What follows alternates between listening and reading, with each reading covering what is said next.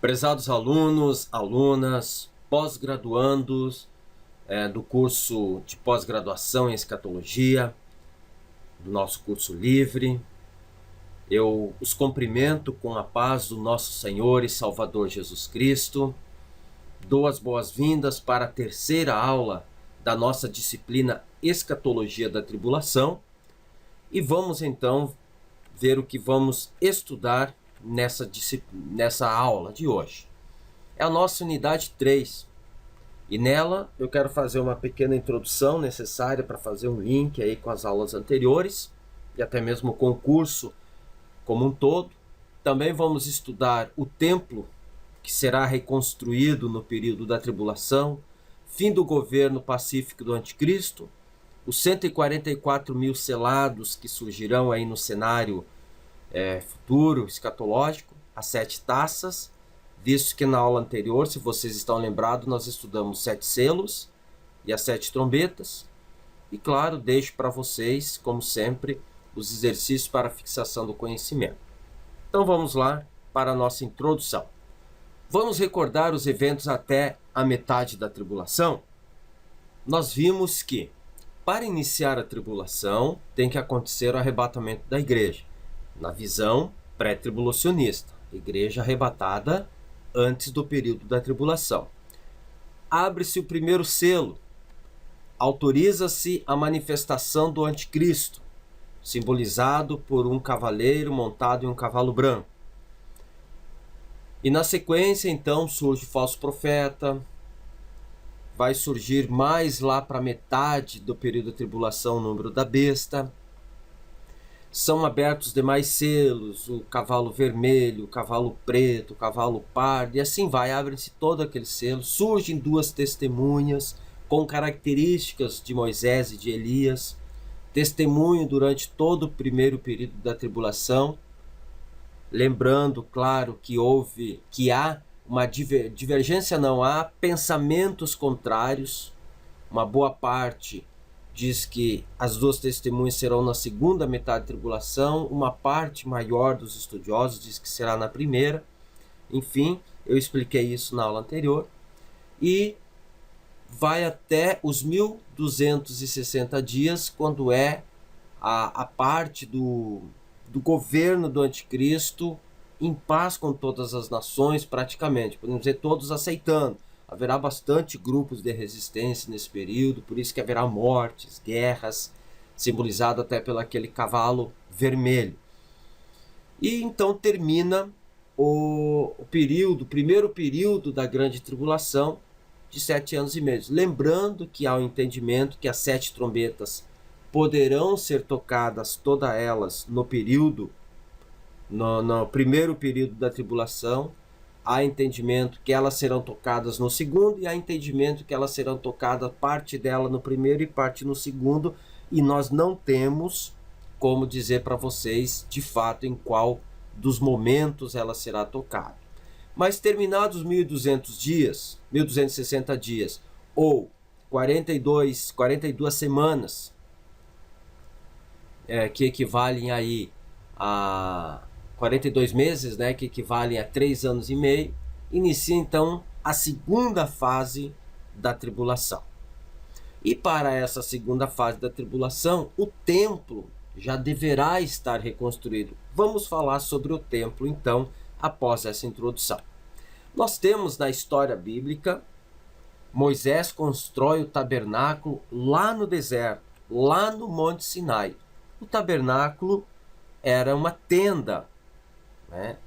Cercado, tudo esse cercado e a tenda eram feitos de cortinas, as paredes, o telhado, com colunas. Esse foi o tabernáculo que durou de Moisés até o reinado de Salomão.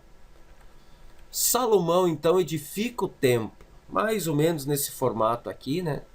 E deixa-se então de aplicar o tabernáculo. Os utensílios que estavam no templo, quer no pátio ou quer lá dentro da tenda, melhor, foram transferidos e melhorados, até alguns deles, lá para o templo de Salomão. Esse templo de Salomão foi destruído por Nabucodonosor na invasão babilônica, e depois então quando os medos e persas tomam o comando, dominam o Império Babilônico, eles permitem que o povo judeu, por meio de Ciro, Artaxerxes, esses caras aí, que o povo judeu volte a Jerusalém depois de 70 anos. E aí vem o sacerdote Zorobabel com a missão de reedificar o templo de Jerusalém. E ele reedifica um templo mais simples, mais feio, não tão embelezado como era o de Salomão. No entanto, esse templo passou a ser embelezado por Herodes. Antes de Cristo ele começou e terminou depois. E esse templo, então, chamado Templo de Herodes, foi destruído no ano 70 depois de Cristo. E encontra-se destruído. Para o período da tribulação, esse templo há de ser reconstruído. Aí nós chamamos de Templo da Tribulação, tá? Só para localizar vocês. Eu trago duas imagens interessantes. Eu creio que a maioria já deve ter conhecimento de parte disso que eu vou falar. À minha esquerda nós temos o Domo da Rocha, aquela cúpula brilhosa, vamos dizer assim, que é da chamada Mesquita de Omar. Tem um outro nome em muçulmano, né? Mas para nós facilitarmos a gente chama de Mesquita de Omar. E ela está localizada exatamente no local aonde o templo foi construído por Salomão, que também é o mesmo ponto aonde Abraão foi sacrificar Isaac, lá em Gênesis, né? Quando Deus pede o sacrifício de Isaac, Abraão leva o filho dele e ele vai lá para sacrificar exatamente nesse ponto onde Salomão constrói o templo. Também para os muçulmanos é o lugar onde Maomé foi elevado aos céus num cavalo voador, e eles construíram a Mesquita de Omar, que é o terceiro local mais sagrado para os muçulmanos. Aqui eu tenho uma foto muito rara, hoje você não consegue tirar essa foto mais, uma foto muito rara do interior da mesquita, do domo da rocha, da cúpula da rocha, cúpula dourada. Então essa pedra que vocês estão vendo aí, segundo alguns arqueólogos, é a pedra onde Abraão deitou Isaac para ser sacrificado. E era aonde ficava o lugar santo dos santos do templo, aonde a arca do concerto estava colocada em cima dela. E também, para os muçulmanos, é o local de onde Maomé foi levado aos céus. Por que eu estou relatando tudo isso? Porque o local do templo é este. Como construir duas construções ocupando o mesmo espaço? Não tem como, pelas leis da física e até pela lógica, não tem como. Dois corpos não podem ocupar o mesmo lugar no espaço. Isso é uma lei da física. Quem vai resolver esse impasse? O anticristo. E quando o anticristo resolver esse impasse do templo, os judeus vão, sem dúvidas, recebê-lo como sendo o Messias. Como isso acontecerá, prezados pós-graduandos? Nós não sabemos. Portanto, não fique tentando adivinhar estratégias, colocações, arranjos. Eles vão usar o mesmo templo. Nós não sabemos. A única coisa que sabe pelas profecias é que o templo será reconstruído. Tá? Daniel profetizou que o anticristo faria um pacto com Israel por uma semana, 7 anos. E na metade da semana fará cessar os sacrifícios. Está lá em Daniel, capítulo 9, versículo 27. E ele firmará aliança com muitos por uma semana. E na metade da semana fará cessar o sacrifício e a oblação. Então, olhem uma coisa aqui.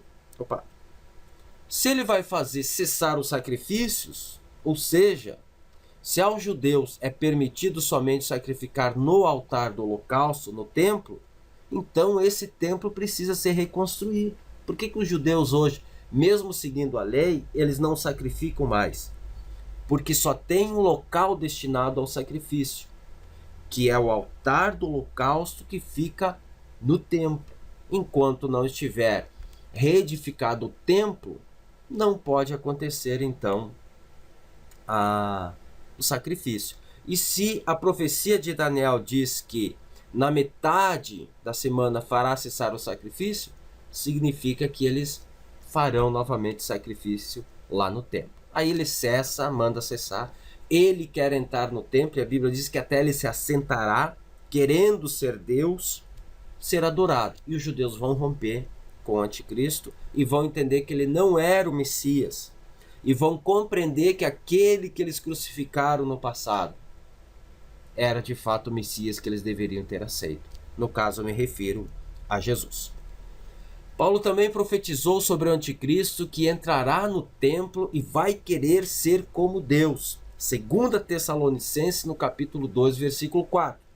O qual se opõe, se levanta contra tudo que se chama Deus, ou se adora, de sorte que se assentará como Deus no templo de Deus, querendo parecer Deus. É inevitável isso. Nós podemos perceber que o anticristo, ele será o último governo gentil, por mais que o anticristo, pelo entendimento da maioria, deverá proceder de uma das tribos de Israel. Mas, no cenário geral, né, o último governo humano, então, sobre a terra, sobre as pessoas. Nós precisamos compreender que o governo gentil, o governo humano, de fato, começou com Nabucodonosor, quando ele conquista Judá, o último reduto que ainda estava sobre um governo. Tinha um rei, mas era um rei que estava ainda, de uma certa forma, governo teocrático, o governo de Deus. O que Nabucodonosor faz? Cria uma estátua, exige adoração, e quem não adorasse era lançado na fornalha. A semelhança do que fez Nabucodonosor, o anticristo fará também. O primeiro governante mundial e o último governante tem muita semelhança. Só que o anticristo não vai lançar numa fornalha. Aí haverá outros tipos de torturas, prisões e coisa até que ocorra a morte, tá? Atenção, pessoal. Olhem só. Como construir o templo se o local dele está ocupado? É aquilo que acabei de comentar na aula. É um desafio, mas não para nós, igreja. É um desafio para o anticristo que virá. Eu trago um texto da revista Chamada da Meia-Noite, e essa edição, ela tem como título na sua capa, Última Porta a Caminho do Arrebatamento. E ela escreve o seguinte: em 1989, a revista Times publicou um artigo intitulado Tempo para um Novo Tempo. Uma pergunta: tempo para um novo tempo? Em que relatava o desejo crescente de muitos judeus devotos de verem um novo templo construído no Monte do Templo em Jerusalém. Uma das tensões mais importantes entre judeus e muçulmanos é a de que uma mesquita muçulmana, o Domo da Rocha, foi construída no local do templo em Jerusalém. E agora, como resolver esse impasse? É um impasse que até hoje, né, existe, e os muçulmanos nem permitem que um judeu entre lá, que dirá então ceder o espaço para construir o templo. Repito, será a missão do anticristo resolver esse impasse para o templo ser construído.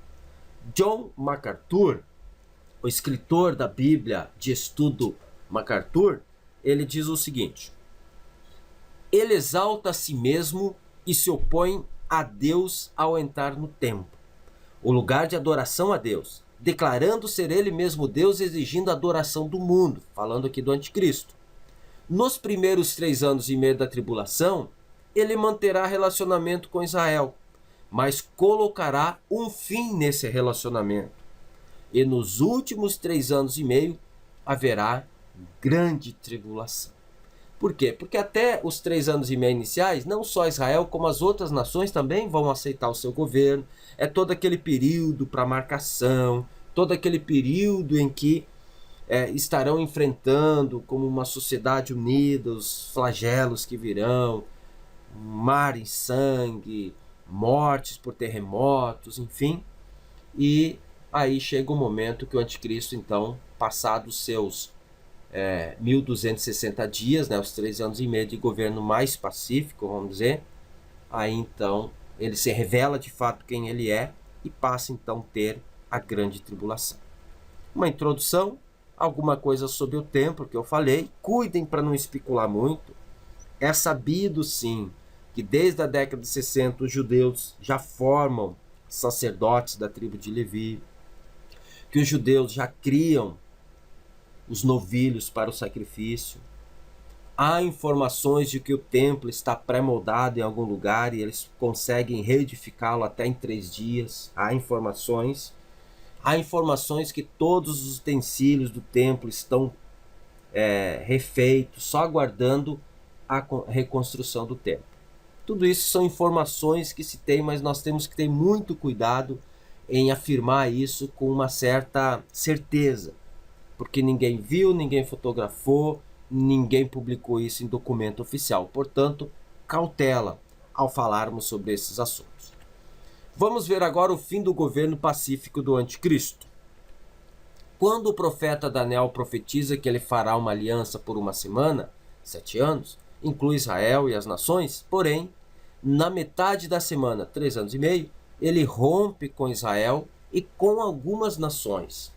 Por que com algumas nações?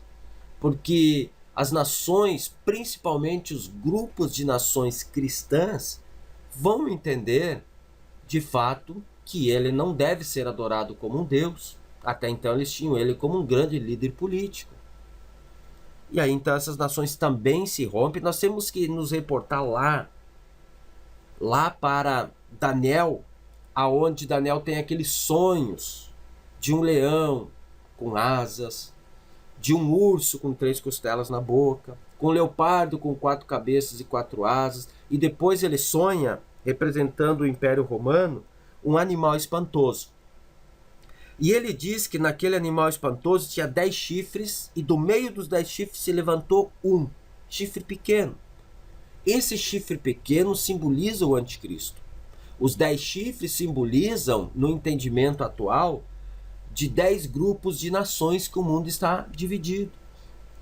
Se o chifre pequeno se levanta do meio daqueles 10 chifres que simbolizam as nações, quer dizer que as nações lançarão o anticristo. Mas Daniel diz que continuou olhando as suas visões de noite, seus sonhos, e percebeu que aquele chifre pequeno tinha boca, olhos e falava. E que 3 chifres foram cortados da sua presença. Isso nos leva a compreender o seguinte, que as nações do mundo lançarão o anticristo vai dominar no primeiro momento, mas vai ter 3 grupos de nações no futuro, ali na metade da tribulação, mais ou menos, podemos calcular assim, que serão cortados da presença do anticristo, ou seja, não aceitarão mais ele. E esses 3 grupos de nações vão se unir também a Israel, que não aceitará mais. Então serão um grande opositor do anticristo, e aí, por causa disso, acontecerá a chamada Guerra do Armagedon. Até aí a gente pode interpretar. Mais do que isso, fica complicado. Quando Daniel recebe as visões dos animais, isso que eu comentei, Daniel capítulo 7, versículo 8, depois o 24, podemos entender pelos animais espantosos que algumas nações não irão mais aceitar o anticristo. Olha o que diz o versículo 8, para confirmar aquilo que eu acabei de comentar com vocês. Estando eu a considerar os chifres, eis que entre eles subiu outro chifre pequeno, diante do qual 3 dos primeiros chifres foram arrancados. E eis que esse chifre havia olhos, como de homem, e uma boca que falava grandes coisas. Então 3 grupos de nações simbolizados por aqueles 3 chifres vão ser tirados da presença do anticristo. Não estarão com o anticristo mais. E quanto aos 3 chifres, daqueles mesmo reino, se levantarão 10 reis. E depois dele se levantará outro, o qual será diferente dos primeiros, e abaterá a 3 reis. Aqui entendam grupo de nações. Quando Daniel escreve quanto aos 10 chifres daquele mesmo reino, se levantarão 10 reis. 10 grupos de nações e 3 perderão. Podemos entender pelos animais espantosos que algumas nações não irão mais então aceitar o anticristo. Toda a primeira fase da tribulação é o tempo para a preparação da implantação do número da besta, a reconstrução do templo em Jerusalém e edificação dos aliados da besta. E definição melhor dos aliados da besta. Tudo isso dar-se-á no primeiro período ali da tribulação. Após esses 3 anos e meio, o governo da besta será muito mais opressor. Eis aí a grande tribulação. No entanto, a igreja, para quem é pré-tribulacionista, estará nas bodas do Cordeiro. Eu pergunto para você, você gostaria de ser pré-tribulacionista, meso-tribulacionista ou pós-tribulacionista? Assunto que nós já estudamos. A lógica nos leva a entender, assim pela lógica, que o pré-tribulacionista seria melhor. Não passaria nem a primeira fase da tribulação. E as profecias bíblicas existem muito mais entendimento e amparo para se acreditar no pré-tribulacionismo. Mas assunto que já foi estudado. Assim, eu fiz uma introdução, falei sobre a reconstrução do templo, falei sobre o fim do governo pacífico do anticristo, quando ele rompe com essas nações. Tá? E agora eu falo sobre os 144 mil selados. Primeira virão as 2 testemunhas e testemunharão por 3 anos e meio. Vamos seguir essa linha de pensamento, por mais que há pensamentos diferentes na primeira parte da tribulação. Esse será o tempo para que os 144 mil judeus sejam selados e deem prosseguimento ao testemunho após a morte das 2 testemunhas. Porque essas testemunhas, após fazerem o seu trabalho de 3 anos e meio, serão mortas pelo anticristo. Permanecerão 3 anos e meio seus corpos jogados lá. Digo 3 dias e meio, tá? Os seus corpos jogados na praça de Jerusalém. Ressuscitarão e subirão aos céus após ouvir uma voz que vai dizer: subi cá. Esse é o papel das 2 testemunhas. E aí 144 mil judeus selados são selados e eles prosseguem. Serão marcados 12 mil de cada tribo de Israel. Portanto, são necessariamente judeus. Falha grave para um especialista em escatologia dizer que esses 144 mil selados têm alguma coisa a ver com a igreja. Não tem nada a ver com a igreja. É bem específico a Bíblia. São 12 mil selados de cada tribo de Israel. Então, eles são necessariamente judeus. Os 144 mil judeus selados serão os remanescentes do judaísmo, que no milênio ocuparão toda a terra prometida a Abraão, algo que até hoje não foi conquistado. Então eles têm entrada assegurada com vida para o milênio. Caso outros judeus não consigam entrar para o milênio com vida, esses 144 mil entrarão e farão com que a nação de Israel se prolifere novamente e ocupe toda a terra prometida a Abraão. O Dr. David Jeremiah diz o seguinte: apesar da absoluta clareza desta passagem nas Sagradas Escrituras, alguns eruditos identificam 144 mil testemunhas como representantes da Igreja de Jesus Cristo. Permita-me ser muito claro. As 144 mil testemunhas não representam uma igreja, pois a igreja foi o quê? Arrebatada. Terminou. Após o arrebatamento da igreja, esqueça o papel da igreja na terra. Acabou. Ela só vai participar em um corpo glorificado no período milenar, mas na terra, como igreja, acabou. O período da igreja foi ali da fundação, da inauguração dos trabalhos da igreja em Atos capítulo 2, quando a igreja inaugurou seus trabalhos sem a presença física de Jesus, e vai até o arrebatamento da igreja e findou. Esqueçam a igreja a partir daí como de pregadora, enfim, aqui na terra. A igreja vai reinar o milênio, mas estarão num corpo glorificado em uma outra dimensão. O pastor Antônio Gilberto diz o seguinte: os 144 mil selados trata-se de um grupo de judeus salvos e preservados na terra durante a grande tribulação para testemunhar de Cristo no lugar da igreja. Viu só? Então, esse é o entendimento a respeito dos 144 mil selados. Os 144 mil selados são judeus que terão entrada garantida para o milênio, a fim de dar prosseguimento na descendência judaica e o ministério que eles falharam no Antigo Testamento e rejeitaram no Novo Testamento. Então Deus tem uma promessa para eles. Desta forma, já vimos tudo isso e vamos agora para as 7 taças do Apocalipse. Serão flagelos diretamente enviados por Deus, o que fará com que aumente mais as aflições da tribulação.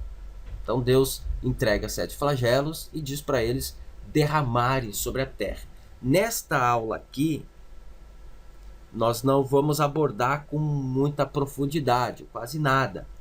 Só citar, talvez, de forma até superficial, 7 taças. Porque numa outra disciplina, quando estudarmos o Apocalipse, a escatologia de Apocalipse, muita coisa vai ser repetida, claro, mas lá está destinado o estudo mais aprofundado das 7 taças.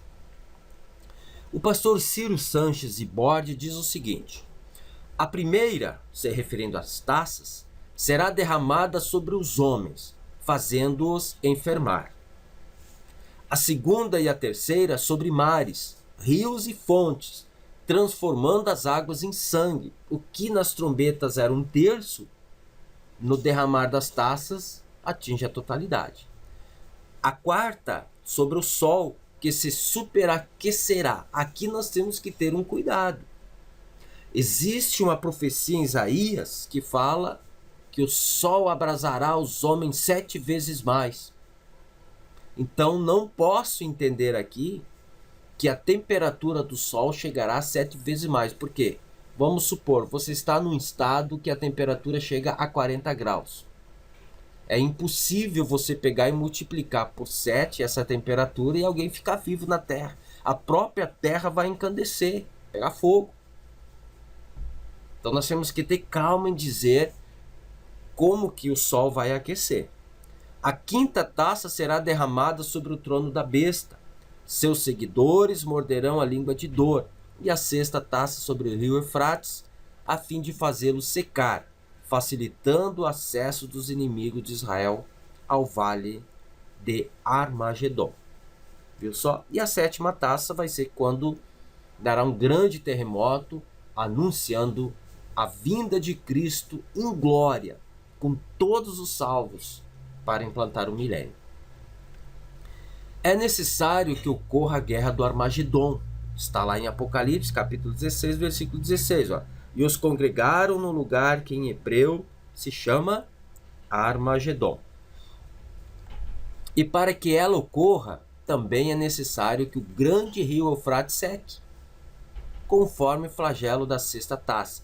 Isso só acontecerá bem próximo de Cristo voltar para implantar o milênio. Então, o derramar dessa taça vai ser lá no final já da tribulação. Primeira taça, e foi o primeiro e derramou a sua taça sobre a terra e fez-se uma chaga maligna nos homens que tinham o sinal da besta. Viu que interessante aqui? Então significa que quando for derramada a primeira taça, o número da besta já foi passado sobre a terra. Chagas malignas sobre os possuidores da marca da besta. Segunda taça, e o segundo anjo derramou a sua taça no mar, que se tornou em sangue, como de um morto, e morreu no mar toda a alma vivente. E olha só, vamos entender isso de que forma? Literal? Eu creio que sim. Tudo que tiver vida no mar perecerá. Aí você imagine o que será, né? Já 1/3 aconteceu quando uma das taças foi tocada, né? Eu digo uma das trombetas. O restante será agora quando for derramada a taça.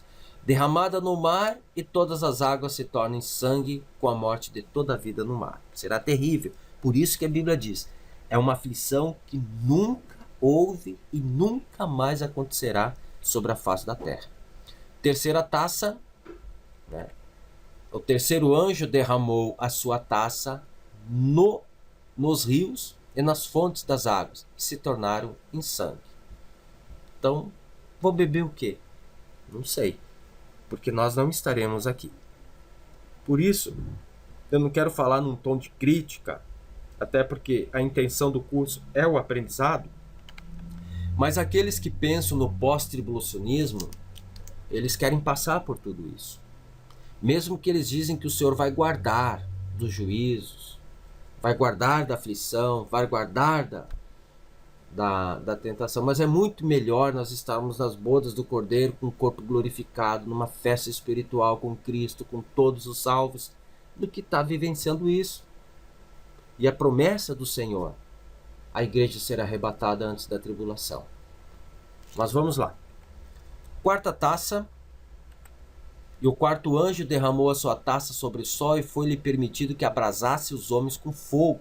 E os homens foram abrasados com grandes calores, e blasfemaram o nome de Deus, que tem poder sobre essas pragas, e não se arrependeram para lhe darem glória. Então olhem só, derramado sobre o sol, e ele aquece, queima a pele e morre pessoas. Mas não peguem aquela profecia de Isaías que diz que o sol aquecerá 7 vezes mais. Não tem. Se eu dobrar a temperatura de 40 graus, por exemplo, 35 vai para 70 graus. Se eu dobrar uma vez só, a água quase entra em ebulição. E se eu então dobrar, triplicar ela, já vai para 200, aliás, a 30 já vai para 120 graus, já a água vai ferver. O corpo humano que tiver, os seres vivos que tiver, serão queimados. Então nós temos que ter cuidado. Talvez 1 grau, 2 graus, 3 graus, um efeito estufa, alguma coisa nesse sentido vai fazer com que o calor aumente na Terra. E nós precisamos ter esse cuidado no que falar, para não inventar coisa. Quinta taça, derramada no trono da besta. E o quinto anjo derramou a sua taça sobre o trono da besta, e o seu reino se fez tenebroso, e eles mordiam as suas línguas de dor. E por causa das suas dores, e por causa das suas chagas, blasfemaram do Deus do céu e não se arrependeram das suas obras. Eu já falei para vocês que quem for marcado perdeu já a salvação. É por isso que a marcação não será forçada. Assim, pegar a pessoa e marcar a força. Ela vai ter que dizer se decidir se quer ou não. A sexta taça derramada sobre o rio Eufrates para que ele seque.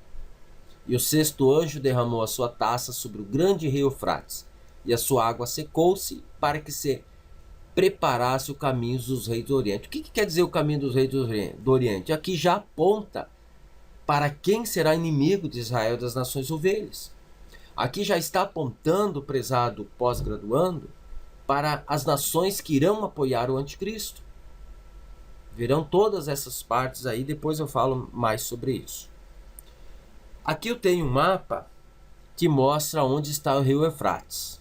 Tente localizar aí. Ele era um dos rios do paraíso, juntamente com o rio Tigre. E entre o rio Tigre e o rio Eufrates existe a Mesopotâmia. Porque a palavra Mesopotâmia no grego é Mesopotamos, que significa entre rios. Entre o rio Eufrates e o rio Tigre. Então, o rio Eufrates tem 2.780 quilômetros de comprimento. Nasce lá na Armênia, né? 3 a 10 metros de profundidade e de largura 200 a 400 metros de largura. Então ele se torna um obstáculo natural para o avanço das tropas das nações que vão apoiar o anticristo. Ele secando, vai ser mais fácil essas nações chegarem. E a sétima taça derramada nos ares. Tá? Essa sétima taça é o momento em que Cristo retorna dos céus com a sua igreja. Vem para vencer o anticristo, por fim na guerra do Armagedon e implantar o seu reino milenar. É aqui, prezados alunos, que os judeus de fato se convertem a Cristo. De fato se entregam, se entregarão a Cristo e reconhecerão ele sendo o Messias, o Filho de Deus que foi enviado, e eles rejeitaram no passado. Aqui vamos tentar visualizar melhor no nosso gráfico. Segundo tempo, o anticristo se manifesta, falso profeta se manifesta, número da besta, as duas testemunhas, para aquele pensamento que as coloca na primeira fase.